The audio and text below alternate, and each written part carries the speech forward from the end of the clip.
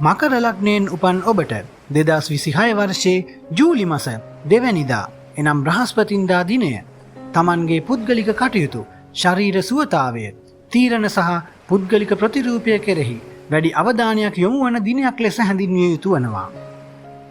ඔබගේ මනස තරමක් බරගතියකින් යුතු විය හැකි අතර අලුත් විශාල ආරම්භයන් වලට වඩා පවතින වැඩ කටයුතු නිවැරදි කර ගැනීම සහ සංසුන්ව කටයුතු කිරීම වඩාත් යහපත් වන දිනයක් වනවා. උදෑසන 9:26 දක්වා වගකීම් සහගතව කටයුතු කිරීම, රාජකාරී සහ වැදගත් තීරණ සඳහා ඉතා යහපත් කාලයක් වනවා.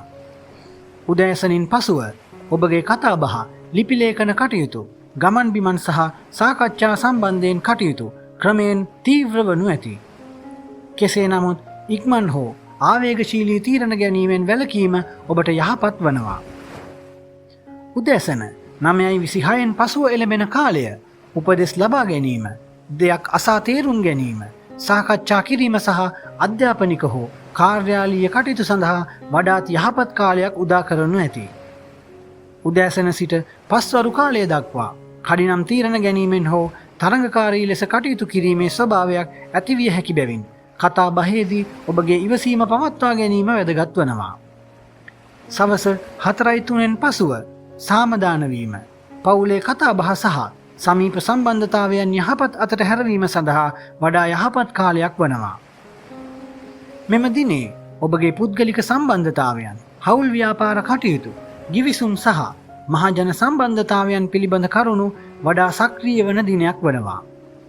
අන් අයගේ සහයෝගය ලබා ගැනීමට අවස්ථාව තිබුණත් ලිපි ලේඛන, පණිවිඩ සහ ගිවිසුම් හොඳින් පරීක්ෂා කර ඉදිරියට යාමට ඔබ වග බලාගත යුතු වනවා. වැරදි අවබෝධයන් ඇති නොවන ලෙස sannivedanයේදී වැඩි සැලකිල්ලක් දැක්වීම යහපත් වනවා. ඔබගේ උත්සාහය, ලිපි ලේඛන කටයුතු, කෙටි ගමන් බිමන් සහ සහෝදරයන් සම්බන්ධ කටයුතු කෙරෙහිද ඔබගේ අවධානය යොමු වනු ඇති. නමුත් දරුවන්ගේ කටයුතු, අධ්‍යාපනය, ඔබගේ ආදර සම්බන්ධතාවයන් පිළිබඳව මෙන්ම මූල්‍ය කටයුතු පිළිබඳව කටයුතුවලදී ඉවසීමෙන් කටයුතු කිරීමත්, කතාබහේදී අතිශයෝක්තියෙන් වැළකීමත් ඔබට වඩා යහපත් ප්‍රතිඵල උදා කරනු ඇති. මෙම දිනේ රාහු කාලය දහවල් 1:49 සිට 3:22 දක්වා යෙදී ඇති බැවින් එම කාලය තුල නව ගිවිසුම්, මූල්‍ය තීරණ, වාද විවාද, වැදගත් දුරකථන ඇමතුම් සහ හවුල් ව්‍යාපාර කටයුතු ආරම්භ කිරීම, හැකිනම් කල් දමා ගැනීම වඩාත් සුදුසු වනවා. ඒ වගේම සවස 1:50 සිට 3:35 දක්වා යෙදෙන කාලය ඔබට තරමක් අභියෝගකාරී විය හැකි බැවින් ඔබ ඉතා අවධානයෙන් කටයුතු කළ යුතු වනවා.